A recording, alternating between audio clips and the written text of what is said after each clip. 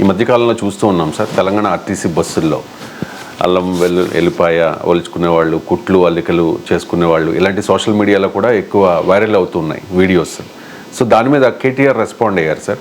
KTR respond అయ్యి ఏదో comment చేశారు. కామెంట్ మీద సీతక్క కూడా రియాక్ట్ అయ్యారు. ముందుగా కేటీఆర్ ఏం మాట్లాడారు ఈ ఇష్యూ మీద? Bet place. సీతక్క చెప్తాను, బస్సులు అల్లం వెళ్ళిపోయారు తప్ప తప్పని మేము ఎక్కడన్నాం అక్క, మేము అనలే.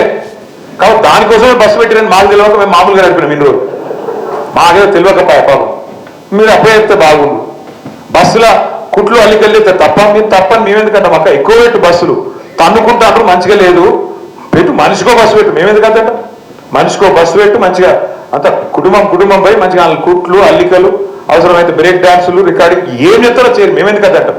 రైట్, బ్రేక్ డాన్సులు రికార్డింగ్ డాన్సులు మీరు ఆడపడుచుల్ని అవమానపరుస్తూ ఉన్నారు అంటూ సీతక్క అబ్జెక్ట్ చేశారు సార్.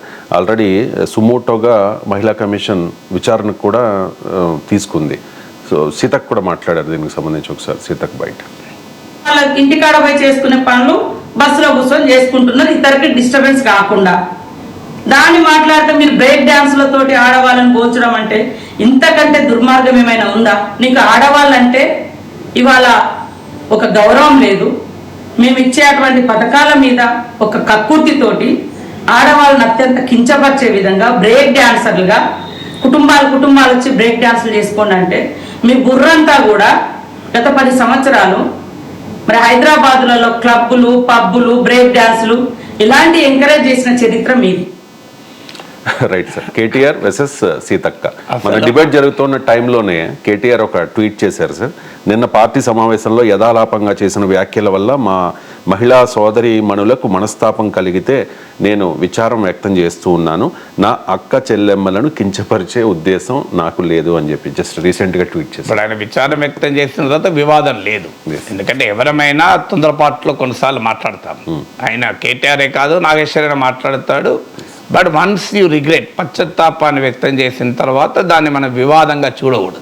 ఎందుకంటే ఎవరమైనా మానవులమే కదా. ఇప్పుడు ఆయన క్లియర్గా అర్థమవుతుంది ఆ పదం వాడకూడదు బ్రేక్ డాన్స్లని. ఖచ్చితంగా అభ్యంతరకరమైన పదం. అంటే మహిళలు అంటే అల్లం వెల్లిపాయలు ఒలుచుకోవడము బ్రేక్ డాన్సులు తప్ప ఇంక వేరే ఏం లేదా? మహిళలు ఇలా కార్పొరేట్ ప్రపంచాన్ని నాయకత్వం వహిస్తున్నారు, సైన్యంలో ఉన్నారు, ఎయిర్ ఫోర్స్లో ఉన్నారు, ఫైటర్ జెట్లు నడుపుతున్నారు, మంత్రులుగా ఉన్నారు, ప్రధానమంత్రులుగా పనిచేశారు. సో మహిళలు చెయ్యని పని ఏంటి నాకు చెప్పండి. ఇలా ఆర్మీలో ఉన్నారు, మీకు బార్డర్ సెక్యూరిటీ, బార్డర్లో కూడా దేశ భద్రతను కాపాడుతున్నారు, టాప్ మోస్ట్ డాక్టర్స్గా ఉన్నారు, లాయర్స్గా ఉన్నారు, సుప్రీంకోర్టు జడ్జిలుగా ఉన్నారు. Show me one area. మీకు కార్పొరేట్ ప్రపంచము, ప్రభుత్వము, సైన్యము ఇలా ఏ రంగంలో లేరు? నాకు మహిళలు ఏ రంగంలో లేరు చెప్పండి? ఒలింపిక్స్లో మెడల్లో ఉన్నారు, అన్నిట్లో ఉన్నారు. అందువల్ల మహిళల పట్ల ఒక స్టీరియో టైప్డ్ థింకింగ్ ఇది. అంటే మహిళలు అంటే ఇంటి పనులు చేసుకుంటారు, మహిళలు అంటే అల్లికలు కుట్లే కుట్టుకుంటారు, మహిళలు అంటే ఇంకా అల్లం వెల్లిపాయలు ఒలుచుకుంటారు. ఏం అల్లం వెల్లిపాయ మా ఇంట్లో వెల్లిపాయలు నేనే ఒలుస్తా, నాకు చాలా ఇష్టం కూడా. మీరు ఎవరన్నా మా మేడం అడిగినా కూడా ఆమె ఇంటర్వ్యూలో చెప్పింది. సో నేను నా కొరకు ఆపుతారు కూడా వెల్లిపాయలు ఒలచడానికి ఇంటికి వెళ్ళాలంటే. సో నేను మా నాన్నంగా కూడా ఆయన మా ఇంట్లో కిచెన్లో కూర్చొని మా కోడలతో మాట్లాడుకుంటూ మా మిసెస్తో ఎల్లిపాయలు ఒలిచి పెట్టేవాడు, చెప్పలక్ష్మి ఇంకేమైనా ఉన్నాయా అని. సో అందువల్ల ఎల్లిపాయలు ఒలవడం అనేది స్త్రీలే చేయరు, పురుషులు కూడా చేస్తారు. అల్లం కూడా నేను కూడా పొట్టు తీస్తుంటాను. ఏం అల్లం వెల్లిపాయ అదొక పని కదా. ఎవరు ఈ రకమైన స్టీరియో టైప్స్, అంటే సీరియల్ అయితే ఆడవాళ్ళు చూడాలి, వార్తలు అయితే మగవాళ్ళు చూడాలి, ఇలా మనకు కొన్ని స్టీరియో టైప్స్ ఉన్నాయి. ఈ స్టీరియో టైప్ థింకింగ్ నుంచి అట్లీస్ట్ సమాజం పట్ల స్పృహ, చైతన్యము ఉన్న మనలాంటి వాళ్ళన బయటపడాలి. కానీ మనలో కూడా ఎప్పుడో ఒకసారి ఈ స్టీరియో టైప్ థింకింగ్ మన పైన ప్రభావం చూపుతుంది. బహుశా కేటీఆర్ పై కూడా అది ప్రభావం చూపు ఉండాలి. ఆయన ఆ ఫ్లోలో ఆయనే అన్నాడు కదా ఇట్లా యథాలాపంగా నేను బ్రేక్ డాన్స్లు అన్నాడు కనుక ఆయన విత్డ్రా చేసుకున్నాడు, ఆయన విచారం వ్యక్తం చేశాడు కనుక ఇప్పుడు కేటీఆర్ కామెంట్ల ఆధారంగా కాకుండా మనము దీన్ని డిఫరెంట్గా చూడాలి.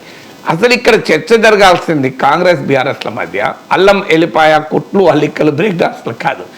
చర్చ జరగాల్సింది ఏంటంటే మహిళలకు ఆర్టీసీ ఉచిత రవాణా ఇచ్చాక ఏ ప్రభావము సామాజికంగా ఆర్థికంగా మహిళలపైన పడ్డది. ఇది సోషల్ మీడియాలో ఏంటంటే మనకు ఈ యాంటీ ఉమెన్ జెండర్ స్టీరియోటైప్స్ ఎంత బలంగా ఉంటాయంటే శంకర్, ఇప్పుడు మీరు యూట్యూబ్లో మహిళల సమస్య పైన వీడియో పెట్టండి, చూడరు. లోయెస్ట్ వ్యూవర్షిప్ వస్తుంది మహిళల పైన ఎప్పుడు పెట్టినా. మహిళలకు కాదు, మీరు అణగారిన కులాల పైన పెట్టి దళితుల పైన పెట్టండి, చూడరు. మీరు దళిత్ ప్రాబ్లమ్స్ పైన, ట్రైబల్ ప్రాబ్లమ్స్ పైన వీడియోలు పెట్టండి, చూడరు. అంటే సమాజంలో ఎంత భయంకరమైన అగ్రకుల అహంకారాలు ఉన్నాయి. అంటే అగ్రకులం అంటే అప్పర్ కాస్టే కావాల్సిన అవసరం లేదు, హయ్యర్ కాస్ట్ ఆడ. అంటే దళితుల కన్నా హయ్యర్ కాస్ట్ ఉన్నవాడు ఎవడు దళితులు కూడా చూడడు. ఎక్కువ మంది, అందరు చూడరని నేను అంటలేను, కానీ పురుషులు ఎక్కువ మంది. నీకు యూట్యూబ్ చూసే వాళ్ళు మోర్ దెన్ 90% అందులో news related, current affair related చూసేది మెన్ కనుక ఉమెన్ చూడరు. అన్ఫార్చునేట్లీ ఈ రకమైన స్టీరియోటైప్ చాలా ఘోరంగా సమాజంలో ఉన్నమాట నిజం. వాటిని మనం ఎదిరించి అధిగమించాలి. అందుకే మీకు మహిళలకు ఉచిత రవాణా వచ్చిన మరుక్షణము నుంచి మీవులు. ఇప్పుడు మీరు చూడండి, ఎక్కువ మంది మహిళల భార్య పైన మీకు హయ్యెస్ట్ మీమ్స్ భార్య పైన ఉంటాయి. చూడండి మీరు, జోకులు కానీ మీమ్స్ కానీ అంటే ఉమెన్ పైన ఉంటాయి, ఎక్కువ ఉమెన్ పైన ఉంటాయి. అంటే ఒక దట్ ఆల్సో షోస్ నీ అహంకారం. సో సమాజంలో ఉన్న ఆధిపత్యవాదాన్ని అది రిఫ్లెక్ట్ చేస్తుంది. ఆధిపత్య ధోరణి రిఫ్లెక్ట్. ఇప్పుడు ఉదాహరణకు మహిళల పైన అత్యాచారం జరిగింది అనుడుతోనే ఏమంటారు, ఆమె అట్లా బట్టలు వేసుకోవాల్సింది లేకుండే, ఆమె అలా మాట్లాడాల్సింది లేకుండే, ఆమె అక్కడికి పోవాల్సింది లేకుండే. నేను ఒకరోజు మొరటుగా అన్నాను, ఒక పురుషుడు మరి అశ్లీలంగా బట్టలు వేసుకుంటే పురుషుని పైన అత్యాచారం జరుగుతుందా? మనం ఎక్కడ జైనవా? అశ్లీలంగా బట్టలు వేసుకున్న పురుషుని పైన 5 మహిళలు అత్యాచారం జరిపారని చదివా మనం ఎక్కడన్నా? ఇలా అంటే కొద్దిగా మొరటుగా ఉంటుంది కానీ అర్థం కావడానికి అంటున్నా. మరి ఎందుకున్నది? అరే, ఒక ఏడాది శిశువు పైన అత్యాచారం జరుగుతుంది, ఆమె ఏం కవి ఆ ఏడాది శిశువు గురించి ఏమంటాం మనం? 80 ఏళ్ళ ముసలావిడ పైన అత్యాచారం జరుగుతుంది. ఇది పురుషహంకార విలువల్ని మనం ఎదుర్కోవాలి. అక్కడ పురుషులు కూడా ఎదుర్కోవాలి దీన్ని. సో దీంట్లో కానీ మనకున్న ఒక స్టీరియో టైప్డ్ థింకింగ్ ఉంటుంది. ఈ స్టీరియో టైప్ థింకింగ్ సమాజంలో అందరిపైన ఉంటుంది. అది పురుషులలో ఉంటుంది, ఈవెన్ స్త్రీలలో ఉంటుంది. స్త్రీలలో ఒక సర్వే జరిపితే భర్త కొట్టడం న్యాయమే అని కన్సిడరబుల్ మరి సగం మంది మహిళలు చెప్పారు. ఏదో అవసరం ఉంటుంది, సందర్భం ఉంటుంది, కొట్టకపోతే ఎట్లా అని. సో అట్లా స్టీరియో టైప్డ్ జెండర్ బయాస్డ్ థింకింగ్కు పురుషులు స్త్రీలు అందరూ బలవుతారు ఇక్కడ. అందుకే మహిళలకు ఉచిత రవాణా వచ్చిన మరుక్షణం నుంచి ఇదే రకమైన మీమ్స్. కానీ ఎవరన్నా మీమ్ చేయాల్సింది అంటే ఎంపవర్ అయిన మహిళ. అంతకుముందు దగ్గరున్న స్కూల్లో కాలేజీలో చదివే బిడ్డ ఇవాళ ఫ్రీగా ట్రాన్స్పోర్ట్ ఉంది కనుక దూరం వెళ్ళి చదువుకుంటుందా? ఎందుకంటే నేను ఈ పాలసీ వచ్చినప్పుడు మొదట్లోనే మాట్లాడాను. మీకు సింపుల్ ఉదాహరణ చెప్తాను రవిశంకర్. జూబ్లీ హిల్స్లో ఒక పని మనిషికి, ఒక ఇంట్లో పనిచేసే ఆవిడకు, పని మనిషి అన్న పదం వాడచ్చో వాడ కూడా తెలియదు, కానీ ఒక మేడ్కు ఇంగ్లీష్లో అయితే గౌరవంగా ఉంటుంది మన దగ్గర. సో అందువల్ల ఒక ఇంట్లో పనిచేసే వ్యక్తికి ఎంత వస్తుంది? కనీసం 10,000 కన్నా తక్కువ రాదు. నేను మా ఇంట్లో 10,000 ఇస్తున్నాను దాదాపు. కానీ మీకు అదే కాప్రా ఏరియాలో, దమ్మాయిగూడ ఏరియాలో ఇప్పటికి కూడా మా సిస్టర్ వాళ్ళు ఉంటారు, మా అత్తమ్మ వాళ్ళు ఉంటారు. అక్కడ మీకు 3,000కి మనిషి పనిచేస్తారు. అంటే అర్థమైంది, దమ్మాయిగూడ ఏరియాలో ఒక ఇంట్లో ఇంటి పనులు చేసేవారు 3,000 నెలకు 3,000కు దొరుకుతారు. ఇక్కడ నెలకు 10,000 వస్తాయి. అంటే అర్థం ఏంటి? క్లియర్గా దమ్మాయిగూడకు చెందిన ఒక మహిళ జూబ్లీ హిల్స్కి వచ్చి కనుక పనిచేసుకుంటే 3 times పెరుగుతుంది ఆ ఇన్కమ్. సింపుల్ ఉదాహరణ నేను చెప్పేది. ఇంత 3 times ఇన్కమ్ పెరగడానికి మరి ఎందుకు రావడం లేదు అంటే ట్రాన్స్పోర్ట్ ఖర్చులు ఉంటాయి, సమయం పడుతుంది. కానీ ఒక రిలయబుల్ పబ్లిక్ ట్రాన్స్పోర్ట్ ఉండి ఒక అర్ధ గంటలో 40 నిమిషాల్లో నేను గ్యారంటీగా అన్న టైంకి బస్సు వచ్చి ఉచితంగా జూబ్లీ హిల్స్ వచ్చారనుకోండి, మా తల్లి వెళ్ళి 4 ఇళ్ళలో పని చేసుకుంటుంది కదా. సో 4 ఇళ్ళల్లో దమ్మాయిగూడలో పనిచేస్తే 12,000 వచ్చాయి, జూబ్లీ హిల్స్లో పనిచేస్తే 40,000 వస్తాయి కదా. దీని మించిన ఎంపవర్మెంట్ ఏమైనా ఉందా? ఒక దమ్మాయిగూడలో ఉండే చెల్లి బిడ్డ ఒక కాప్రాలో చదువుకుంటుంది కాలేజీలో. ఎందుకు? వాళ్ళ తల్లిదండ్రులకు ఎక్కడో మీకు బంజారా హిల్స్ పంపించి లేదు ఇంకే సికింద్రాబాద్ పంపించి చదివించాలంటే బస్ ఛార్జీలు అవుతాయి అనుకున్నారు అనుకోండి. ఇవాళ బస్సు ఫ్రీ అయితే పోయి చదువుకోవచ్చు కదా.